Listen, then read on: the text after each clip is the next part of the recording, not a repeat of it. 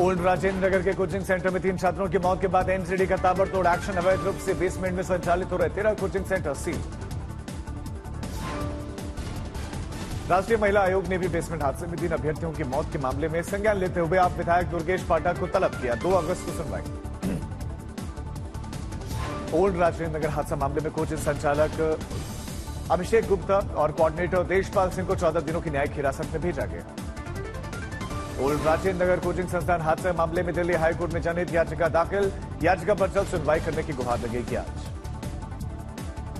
हादसे को लेकर राजेंद्र नगर के छात्र नेताओं के प्रतिनिधि मंडल ने एमसीडी कमिश्नर से मुलाकात की। इस दौरान निगम पार्षद भी मौजूद रहे। ओल्ड राजेंद्र नगर हादसे के खिलाफ न्याय की मांग करते हुए छात्रों ने निकाला कैंडल मार्च। लापरवाही और सरकार की अनदेखी को बताया हादसे की वजह। ओल्ड राजेंद्र नगर हादसे को लेकर एबीवीपी कार्यकर्ताओं का मेयर शैली ओबराय के आवास के बाहर जमकर प्रदर्शन। इस दौरान पुलिस ने प्रदर्शनकारियों पर लाठीचार्ज किया। दिल्ली आईएएस कोचिंग हादसे में सियासी आरोप प्रत्यारोप का दौर। आप और बीजेपी में एक दूसरे को घेरने के कवायद। सिविल सेवा के 3 अभ्यर्थियों की मौत के बाद से विपक्षी दलों ने हत्या करार दिया और घटना को मानव निर्मित आपदा बताया। आम आदमी पार्टी ने बीजेपी पर बोला हमला और कहा कि 15 साल तक नगर निगम में सत्ता में रहने के बावजूद शहर की जल निकासी की व्यवस्था को बीजेपी ने नजरअंदाज किया। राज्यसभा सदस्य और दिल्ली महिला आयोग की पूर्व अध्यक्ष स्वाति मालीवाल ने दिल्ली कोचिंग सेंटर हादसे में मृतक के परिवार के सदस्यों से मुलाकात की। 1 करोड़ के मुआवजे की मांग के साथ दिल्ली सरकार और एमसीडी पर कार्रवाई की मांग। मैं अपील करती हूं दिल्ली सरकार के मंत्री से, मेयर से, अपने एसी वाले कमरों में से, आलीशान घरों में से उतर के यहाँ पे आइए, इनका हाल जानिए और एक एक परिवार को कम से कम 1 करोड़ की राशि दें। मालवीय नगर विधायक सोमनाथ भारती ने राजेंद्र नगर हादसे के बाद से कालूसराय में कोचिंग इंस्टीट्यूट का निरीक्षण किया। सुरक्षा इंतजामों का जायजा लिया। दिल्ली कोचिंग सेंटर हादसे में सीएम योगी ने जताया दुख। अधिकारियों को मृतक परिजनों से मिलकर हर संभव मदद देने के निर्देश। आज दिल्ली संसद सत्र में दिल्ली की कोचिंग हादसे के मामले पर हंगामे के हैं आसार। नियम कानून पर भी सवाल जवाब के आसार। आज संसद में फिर बजट पर बहस के आसार। वित्त मंत्री निर्मला सीतारमण मंगलवार और बुधवार को लोकसभा और राज्यसभा में देंगी जवाब। ममता बनर्जी के माइक बंद के आरोपों को केंद्रीय वित्त मंत्री निर्मला सीतारमण ने बताया गलत। बोले कि हर सीएम को बोलने के लिए उनका उचित समय दिया गया था। शिवसेना यूबीटी के नेता संजय राउत भी मुख्यमंत्री ममता बनर्जी के माइक म्यूट करने के मामले पर उन्होंने प्रतिक्रिया दी। कहा कि माइक बंद करना लोकतांत्रिक मानदंडों के अनुरूप नहीं। यूपी विधानसभा में मानसून सत्र आज से शुरू। विपक्ष अंदरूनी तकरार पर सरकार को घेरने की तैयारी में। यूपी विधानसभा मानसून सत्र से पहले समाजवादी पार्टी अध्यक्ष अखिलेश यादव का बड़ा दाव। माता प्रसाद पांडे को बनाया यूपी विधानसभा में नेता प्रतिपक्ष।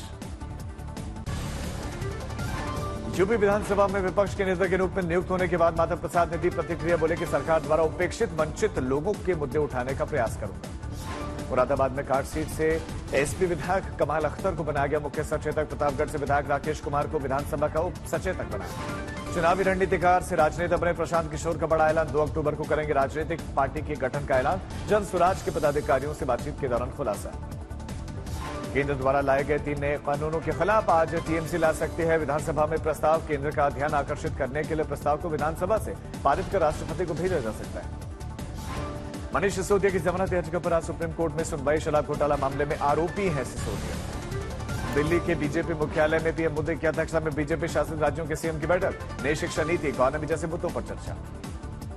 बैठक में बीजेपी केंद्रीय मंत्री राजनाथ सिंह, अमित शाह, जेपी नड्डा, बीजेपी शासित राज्यों के डिप्टी सीएम भी रहे शामिल। पीएम मोदी ने बीजेपी शासित राज्यों के मुख्यमंत्रियों और उप मुख्यमंत्रियों की इस बैठक में कहा केंद्र द्वारा चलाई गई गरीब जन कल्याण योजनाओं में छेड़छाड़ न करें।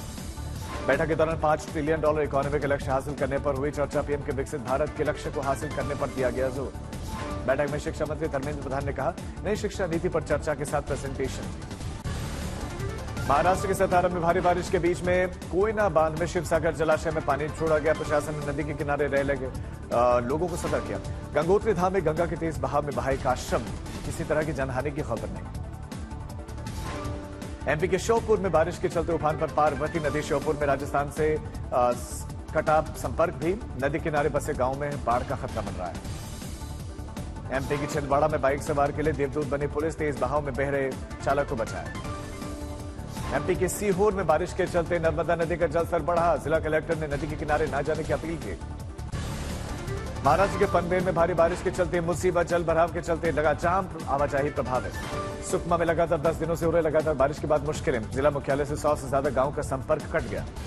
झालावाड़ में और मध्य प्रदेश में लगातार भारी बारिश के चलते काली सिंध और आहू नदी उफान पर है। काली सिंध बांध के 3 गेट खोलकर 22,000 क्यूसेक पानी की निकासी की गई। दर्जनों गांव का संपर्क कटा। मध्य चीन के हुनान में लैंडस्लाइड ने मचाई तबाही, घर का एक हिस्सा ढहने से 15 लोग मरे, 6 की हालत गंभीर। पन्ना में रुक रुक कर बारिश का दौर, उफान पर है नदी नाले, लोग घरों में रहने को मजबूर। पन्ना में बृहस्पति कुंड बना आकर्षण का केंद्र। बृहस्पति कुंड में सैकड़ों फीट नीचे गिरता दिखा पानी, लोगों को झरने से दूर रहने की सलाह दी गई। पुणे में भारी बारिश के चलते पर्यटकों को 29 जुलाई तक पर्यटन स्थलों पर जाने पर उनका प्रतिबंध के बावजूद सैर सपाटा करते दिखे लोग। अमरनाथ यात्रा मार्ग को प्रदूषण मुक्त बनाने के लिए जम्मू कश्मीर प्रशासन की खास पहल, मार्ग में प्लास्टिक का कचरा एकत्रित करने के लिए खास तरह के डस्टबिन लगाए। कचरे को इकट्ठा करने के साथ साथ किया जा रहा है रिसाइकिल भी। श्रद्धालु बड़ी संख्या में डस्टबिन में ही फेंक रहे हैं कूड़ा। उधमपुर में छात्राओं को आत्मनिर्भर बनाने के लिए मुहिम चलाया गया 15 दिवसीय skill development programme. New education policy के तहत लड़कियों को दी जाएगी खास ट्रेनिंग, सिखाए गए कई प्रकार के अचार और चटनी बनाना भी। बाबा वैद्यनाथ की नगरी देवघर में आने वाले श्रद्धालुओं को गर्मी से राहत देने के लिए लगाए गए मिस्ट कूलिंग सिस्टम। श्रावणी मेले में श्रद्धालुओं का पूरा ध्यान रखा गया। सावन का आज दूसरा सोमवार, कई शुभ संयोगों के बीच में मिलेगा महादेव का विशेष आशीर्वाद। उज्जैन में सावन के दूसरे सोमवार को बाबा महाकाल का दिव्य श्रृंगार, सुबह से भक्तों की लंबी कतार। सावन में क्रिकेटर उमेश यादव ने महाकाल के किए दर्शन, भक्तों के बीच में पहुंचे। कांवड़ श्रद्धालुओं का दल धूमधाम के साथ उज्जैन पहुंचा, शिवमय हुई शहर की सड़कें। सावन के दूसरे सोमवार के चलते सीतापुर में सुरक्षा का इंतजाम, भक्तों की सुविधाओं को रखा जा रहा है विशेष ध्यान। ग्रेटर नोएडा वेस्ट के जलपुरा में स्थित कृष्णा होम सोसाइटी में बिल्डर की लापरवाही से का सामने आया है। चोरी द्वारा की गई बिजली कनेक्शन के कारण ओवरलोड हो गया और ब्लास्ट के साथ तार में आग लग गई। गोपालगंज के सीसीटीवी में शातिर महिला का हैरत अंगेज कारनामा सामने आया। अपने बच्चे के साथ सामान खरीदने के बहाने शातिराना अंदाज में चोरी करती दिखी। अमृतसर के माल मंडी में देर रात चोरों ने एक गोदाम में चोरी की घटना को दिया अंजाम। लगभग 4 लाख रुपए चोरी करके फरार। आईओसी में जेंडर समानता को लेकर शेयर किया गया पोस्ट। ओलंपिक में पहली बार पूरी तरह से लैंगिक समानता का दावा।